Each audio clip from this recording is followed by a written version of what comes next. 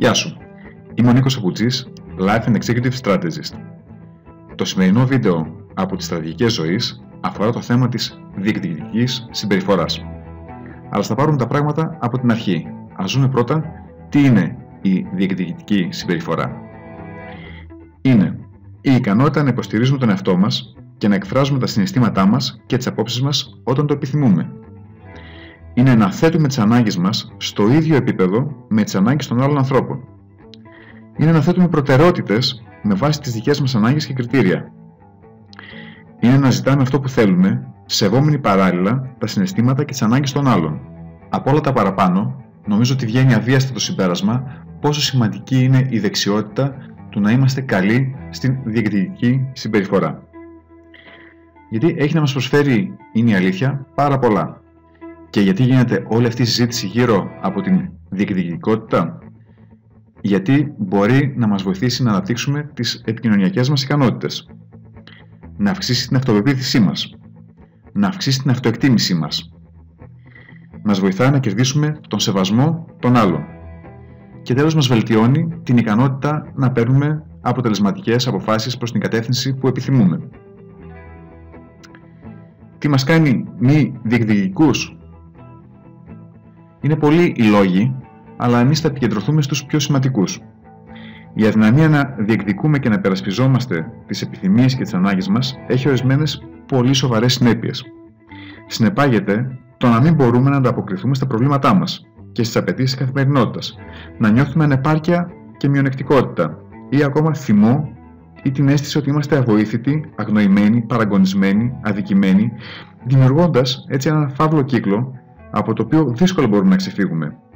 Η αρνητική εικόνα για τον εαυτό μας, τις εμπειρίες και τις δυνατότητές μας οδηγεί σε παθητικότητα και σε εδραίωση της αδυναμίας διεκδίκησης. Ας δούμε μαζί τους 4 σημαντικότερους λόγους που μας εμποδίζουν να διεκδικήσουμε την εκπλήρωση των αναγκών μας. Πρώτον, ο φόβος των συνεπειών.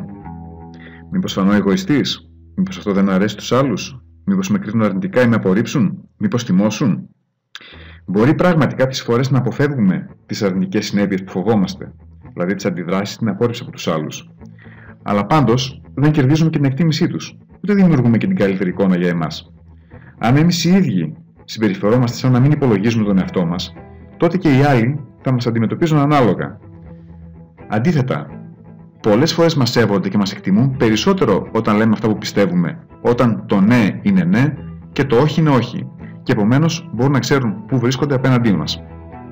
Δεύτερος λόγος, το άγχος ότι δεν θα τα βγάλουμε πέρα. Θα κοκκινήσω, θα τρέμει η φωνή μου, θα θυμώσω, δεν μπορέσω να συγκρατηθώ. Νομίζω ότι όλοι μας έχουμε βρεθεί κάποια στιγμή σε αυτή τη θέση. Τρίτος λόγος, οι ενοχές, όταν κατά βάθος δεν πιστεύουμε ότι έχουμε το δικαίωμα να και όπου να βάλτε εσείς ό,τι σας εκφράζει. Μπορεί να αποφεύγουμε τις ενοχές επειδή δεν ενοχλήσαμε ή δεν στεναχωρήσαμε τους άλλους, αλλά εξασφαλίζουμε ενοχές και θυμό προς τον εαυτό μας, που για άλλη μια φορά δεν τον υπερασπιστήκαμε. Ακόμη, μπορεί και να θυμώνουμε απέναντι στους άλλους που θα έπρεπε να καταλαβαίνουν τι θέλουμε χωρίς να τους το πούμε. Τέταρτος λόγος, η έλλειψη των κατάλληλων δεξιοτήτων για να το κάνουμε με τον κατάλληλο τρόπο. Εδώ όμως σας έχω και κάποια καλά νέα. Τις ικανότητες αυτές δεν τις έχουμε γένετης, μαθαίνονται και καλλιεργούνται. Πρέπει να καταλάβουμε ότι οι επιλογές μας δεν είναι μόνο δύο, είτε να καταπίνουμε τα συναισθήματά μας, είτε να κατατροπώνουμε τον αντίπαλο. Υπάρχει και η μέση οδός που λέγεται διεκδικητική συμπεριφορά. Ο διεκδικητικός τρόπος επικοινωνίας επιτυγχάνεται μέσω της αυτοπεποίθησης και της αυτογνωσίας. Η αυτοπεποίθηση είναι η εμπιστοσύνη που έχουμε στον εαυτό μας και στις ικανότητες που κατέχουμε. Η αυτογνωσία αναπτύσσεται μέσω της αυτοπαρατήρησης και αναφέρεται στη διαδικασία διερεύνησης των προσωπικών δυνατοτήτων, ορίων και αδυναμιών. Η διεκδικητικότητα είναι μια φυσική διαδικασία για όσους έχουν αυτοπεποίθηση και αυτογνωσία.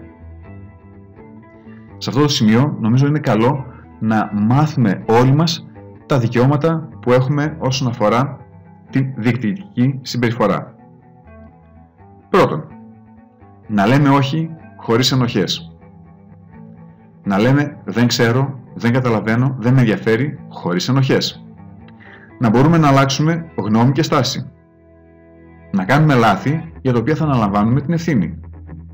Να έχουμε δική μας γνώμη και άποψη, όπως και συναισθήματα, και να τα εκφράζουμε όποτε χρειάζεται. Να επιλέγουμε ποιον και πότε θα βοηθήσουμε. Να έχουμε ιδιωτικές στιγμές. Να ρωτάμε και να ζητάμε τους άλλους, κατανοώντας όμως και το δικό τους δικαίωμα να μας πούνε όχι. Να διεκδικούμε τα δικαιώματά μας χωρίς ενοχές.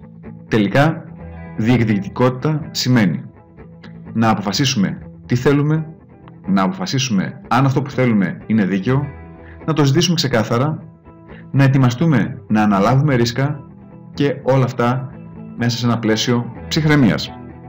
Την επόμενη εβδομάδα θα δούμε μαζί κάποιες πολύ βασικές, εύκολα εφαρμόσιμες και πολύ αποτελεσματικές τεχνικές για να μπορέσουμε να διεκδικήσουμε όλα τα παραπάνω.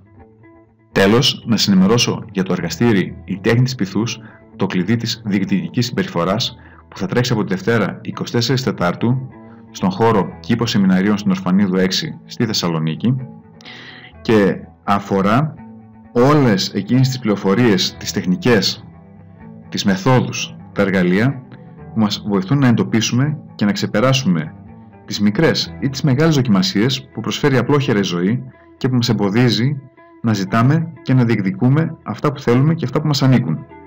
Ειδικότερα, κατά τη διάρκεια του εργαστηρίου θα αναλυθούν 3 πυλώνες. Πώς χειριζόμαστε τοξικές προσωπικότητες και τα παιχνίδια δύναμης στις ανθρώπινες σχέσεις, πώς να διεκδικούμε και να παίρνουμε αυτά που θέλουμε και τέλος, πώς να πείθουμε μέσω της τέχνης της πυθούς.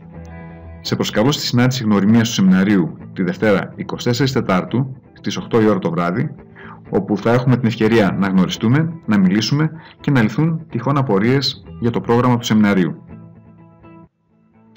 Θα ήθελα πολύ να μάθω τη γνώμη σου και τη σκέψη σου γύρω από το σημερινό μας θέμα. Επίσης, μπορείς να μοιραστείς τη δική σου εμπειρία και τις στρατηγικές ζωής που εφάρμοσες. Ελπίζω να σου άρεσε το συγκεκριμένο βίντεο. Αν ναι, μπορείς να το μοιραστείς και με τους δικούς σου ανθρώπους. Αν δεν το έχεις κάνει ήδη, μην ξεχάσεις να εγγραφείς στη λίστα μελών του Love School. Χαμογέλα σε κάθε ευκαιρία. Όχι γιατί η ζωή είναι εύκολη ή τέλεια ή όπως ακριβώς θα την ήθελες, αλλά επειδή έχεις επιλέξει να είσαι ευτυχισμένη και ευγνώμων για όλα τα καλά πράγματα που έχεις και όλα τα προβλήματα που ξέρεις ότι δεν έχεις. Σε ευχαριστώ που παρακολούθησες ακόμη ένα επεισόδιο από τις στρατηγικές ζωής. Τα λέμε ξανά στο επόμενο βίντεο. Έως τότε, ζήσε με πάθος τις προσωπικές σου στιγμές.